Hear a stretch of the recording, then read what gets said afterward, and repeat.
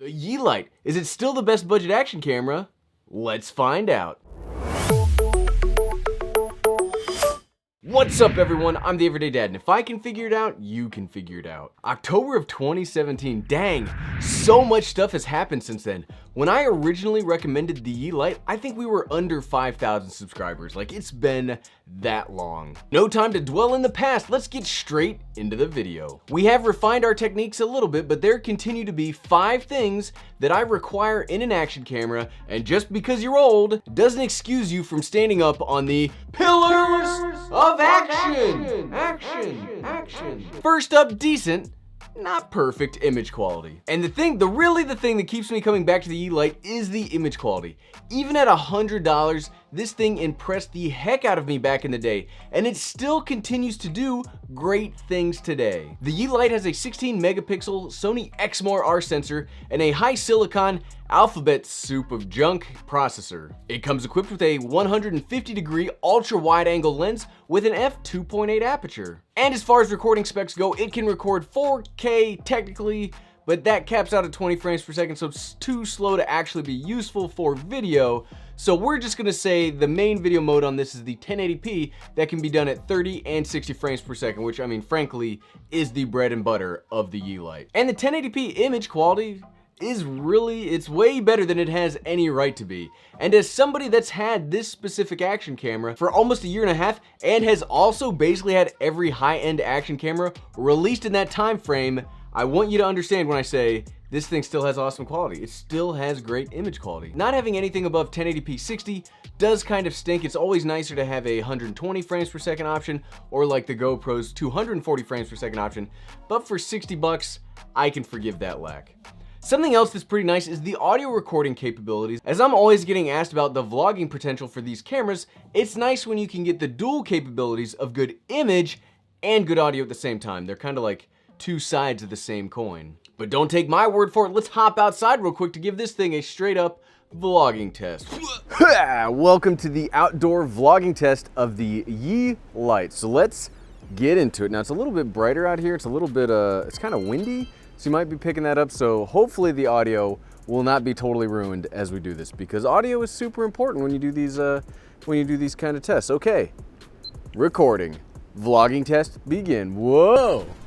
Okay, so vlogging test of the Yi Lite. You can see it is a beautifully bright day outside today, and we're just kind of wandering around my backyard because we were out filming today, and then the battery died, so I ran out of battery life since I just got really into doing all the recording. So we're back in the normal spot. Now that I'm feeling much better, we will not be trapped back here as much. We're going to start going out and about again as we used to, so don't worry. You don't have to see my disgusting backyard that much. But yeah, so this is the Yi Lite with 1080p, 30 frames per second. Electronic image stabilization is turned on, and I've just got it, as you can see, on this little tripod. So this is the audio quality and this is the video quality. I do find that the video quality in this thing is pretty darn good for 60 bucks. Like there's cameras out there that cost more than this that I'm not a big fan of. So I'm excited. I hope this, I haven't seen the vlogging test, but I have been using this camera for about 18 months. So I don't have any problems except like, ooh, how does that look? It probably looks terrible. There's not a lot of cameras that can keep up with the blazing sun being in their sensors we try to go. I mean, look at this. The exposure on the main camera is going to be pretty rough, and it's a nice one with an ND filter on it. So, okay, vlogging test over, back to the video. Okay, so here's the indoor/studio test of the Yi Lite. So everything's set up exactly how you just saw a few moments ago on the main camera. But if you wanted to use this as an indoor/studio camera, which you probably wouldn't, but what this really I'm trying to do is show you the low light capabilities of the camera, because our current light is set to 22%, which is pretty darn low, but it normally works with a prime lens on a big camera, so that's generally fine for that. So this is low light as far as an action camera goes, and hopefully, we haven't done this kind of test in a long time, but I hope that the Yi Lite's actually standing up pretty well, which would go a long way towards recommending this. Maybe you wouldn't use it as an actual studio camera, but here you go. And again, this is the audio coming out. If the audio is terrible, the audio you're hearing is coming from the Panasonic GH5 with an XLR microphone. If it's good, it's coming from the Yi Lite, so I guess it depends on how that sounds. Okay, back to the video. The next pillar of action is the most important to me, and that's ease of use. When it comes to action cameras, my favorite way of changing the settings is through a touchscreen. I hate messing around with old-timey buttons and LCD panel menu systems. Sony FDR X3000, and the Yi Lite has a really awesome 2-inch touchscreen on the back. It's bright enough to see outdoors and responsive enough that you never really have to worry about changing your settings or getting those settings locked in. But not only is it bright and responsive, the menu system is laid out very intuitively, so you don't need to go through several layers of crap to get the functions you want. It's just really easy to tap what you want because it's easy to see, it's easy to work. So I mean, it's just so very, very darn easy to use. The third pillar of action is durability, which is darn near, it's basically the only real requirement in the pillars of action. I mean, seriously, think about it. What action cameras are for? Image quality can be bad, menu system can be terrible, but if it'll survive a hit, then yes, it's an action camera. I think that is an objective definition of an action camera. And here's the biggest fault to this day of the Yi Lite. I mean, you can't firmware fix a camera body. The body of the Yi Lite feels cheap. I mean, you guys can hear that, right? Like, time hasn't treated it well as GoPro continues to release new and updated bodies that improve both audio capabilities, stabilization, and waterproofness. Now, you can get a waterproof case with the Yi Lite, and now that this costs under 60 bucks, that's probably an easier pill to swallow than when this thing was like, what, 120 at its peak? I do think the Yi Lite is lacking in the durability department, but it's not, all hope is not lost. Unlike some other similar cameras, like the Yi's own Discovery, it at least covers all of the ports and nothing is just glaringly open. So if you can take this out for a mountain bike ride and not worry that a stray fleck of dirt or mud is gonna brick your camera. I mean, now if you fall into the mud, that's something else entirely, but just like there's nothing here, there's nothing here that's super exposed. So it's not GoPro levels of durable, but it's not terrible either. I would say this is about the bare minimum that you can get out of durability. Fourthly, on the pillars, compatibility with GoPro style mounts and accessories. This pillar gets more and more important as time goes on because let's be honest, not only did GoPro start the action camera market, they are currently the only ones innovating in that market. Seriously, stop and I know it's popular to hate on GoPro, but seriously, when was the last new action camera released with actual new technology in it?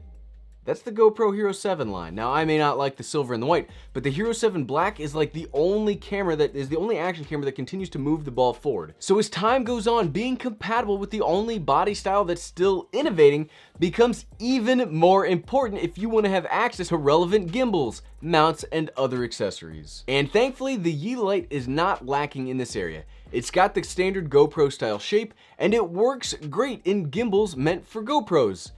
Except the actual GoPro gimbal, it won't work in that. But the other ones, like a Feiyutech gimbal or something like that, it will work in those. But there's also a really big benefit here. Not only does it work with GoPro mounts, but it also works with regular camera mounts. It's got a 1/4-inch tripod mount on the bottom.